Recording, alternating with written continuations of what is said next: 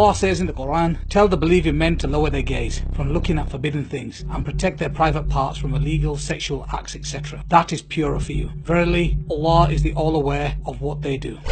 Pornography, a threat to society. The staggering size of the pornography industry, its influence upon the media and the acceleration of technology, paired with the accessibility, anonymity and affordability of porn, all contribute to its increasing impact. A wave of porn plague sweeps throughout the world, affecting people from all walks of life, creating havoc to almost everyone who sees it, with over 75 million porn addicts worldwide and growing fast. It has also reached the Muslim world. Porn addiction has destroyed families and societies. Not only is porn addiction a health issue, new research shows that porn has a devastating effect on the brain. Shocking statistics show how a whole new society of problems has caused this growing world epidemic that has been blamed for high rates of divorce, child molestation, increase of rape cases and abuse against women and children.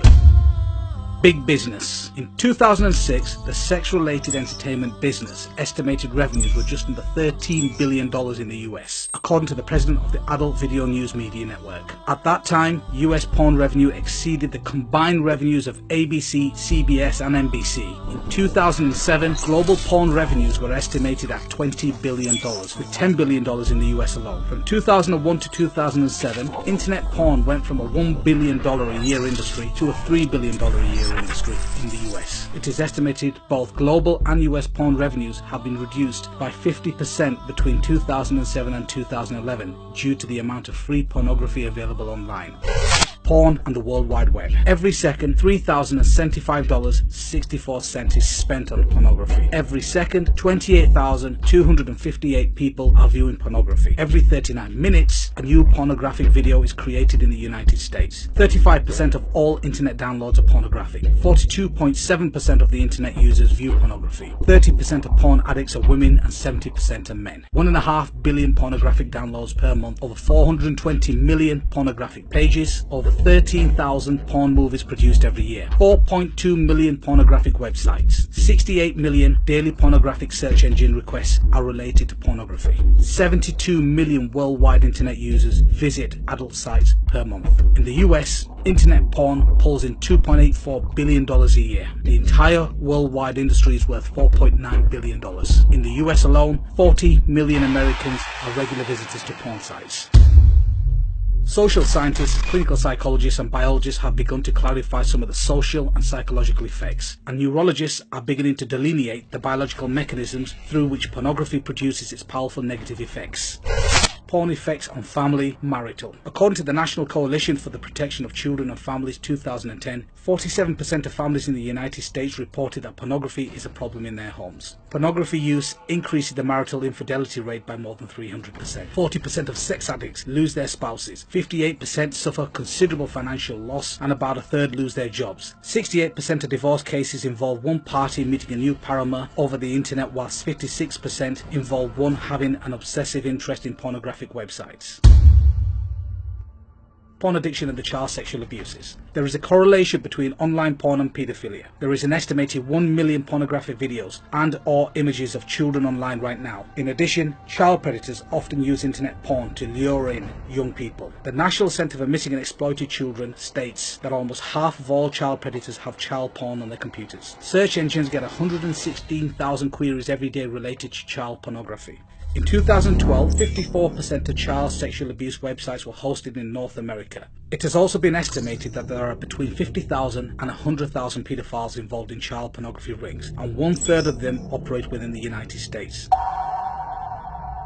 Research shows that there are 5 predictable steps a man goes through as he becomes addicted to pornography. The 5 stages of addiction. Number 1, early exposure. Most men who get addicted to porn start early. They see the stuff when they are very young. Number 2, addiction. Later comes addiction. You keep coming back to porn. It becomes a regular part of your life. You're hooked. You can't quit. Number 3, escalation. After a while, escalation begins. You start to look for more and more graphic porn. You start using porn that would have disgusted you when you started. Now it excites you. Number 4, desensitization. Eventually, you start to become numb. Even the most graphic, degrading porn doesn't excite you anymore. You become desperate to feel the same thrill again, but you can't find it. And number 5, acting out sexually. At this point, many men take a dangerous jump and start acting out sexuality. They move from the paper and plastic images of porn to the real world. Pornography is addictive, and neuroscientists are beginning to map the biological substrate of this addiction. Users tend to become desensitized to the type of pornography they use, become bored with it, and then seek more perverse forms of pornography. Men who view pornography regularly have a higher tolerance for abnormal sexuality, including rape, sexual aggression, and sexual promiscuity. Prolonged consumption of pornography by men produces stronger notions of women as commodities or as sex objects. Pornography engenders greater sexual permissiveness, which in turn leads to greater risk of out-of-wedlock birth and STDs. These in turn lead to still more weaknesses and debilities. Child sex offenders are more likely to view pornography regularly or to be involved in its distribution. Porn is like a drug. On the surface, cocaine and porn don't seem to have a lot in common, but studies are showing that viewing pornography tricks your brain into releasing the same pleasure chemicals that drugs do. What's more is your brain actually begins to rewire itself of this artificial stimulation. There are three main areas of the brain affected by any type of addiction: drugs, alcohol, gambling, etc. Number 1, the ventral tegmental area, the VTA. Number 2, the nucleus accumbens. And number 3, the prefrontal cortex. These are the very same areas affected by porn addiction. Here's how. Deep inside your brain there are some things called reward pathways. The reward pathway's job is to help you keep alive by doing exactly what its name promises: rewards you, or more specifically, rewards you when you do something that promotes life, such as eating food or achieving something you've worked hard for. And the way it rewards you is by releasing chemicals in your brain, many call dopamine, but others also call oxytocins. Normally, these chemicals are really handy. They help us feel pleasure and bond with other people, and they motivate us to come back to important activities that make us happy. The problem is, the reward pathway can be hijacked. The way substances like cocaine and opioids make users feel high is by triggering the reward pathway to release high levels of dopamine without making the user do any of the work to earn it. Want to know what else does that? Porn. And that surge of dopamine is causing more than just feelings. As it goes pulsing through the brain, dopamine helps to create the new brain pathways that essentially lead to users back to the behavior that triggered the chemical release. The more a drug user hits up or a porn user looks at porn, the more these pathways get widened to the brain, making it easier and easier for the person to turn back to using, whether they want it or not. Over time, the constant overload of chemicals causes the brain changes as well. Just like a junkie will eventually require more and more of the drug to get the buzz, or even just feel normal. Porn users can quickly build up a tolerance as their brain adapts to the high levels of dopamine that porn releases. In other words, even though porn is still releasing dopamine into the brain, the user can't feel its effect as much. That's because the brain is trying to protect itself from getting an overload of dopamine by trying to get rid of some of its chemical receptors,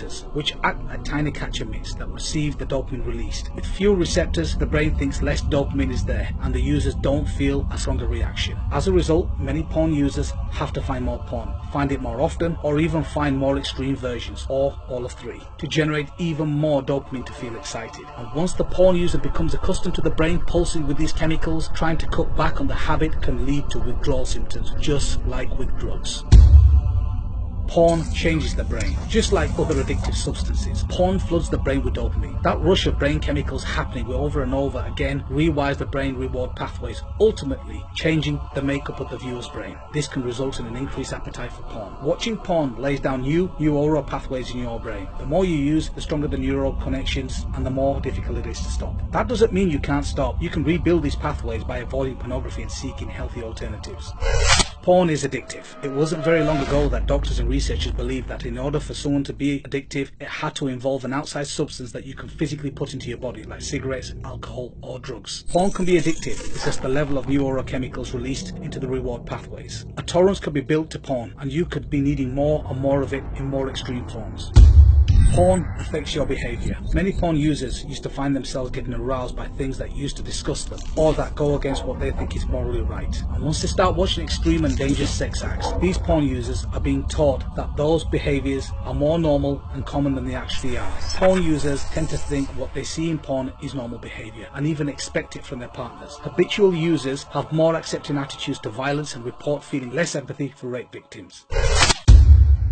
Compulsive porn users crave porn but did not have higher sexual desires than controls. This finding aligns perfectly with the current model of addiction and refutes the theory that higher sexual desire causes compulsive porn use. Drug addicts are thought to be driven to seek their drug because they want rather than enjoy it. This abnormal process is known as incentive motivation. This is a hallmark of addiction disorders. This is just a dip in the ocean from the devastating effects of porn.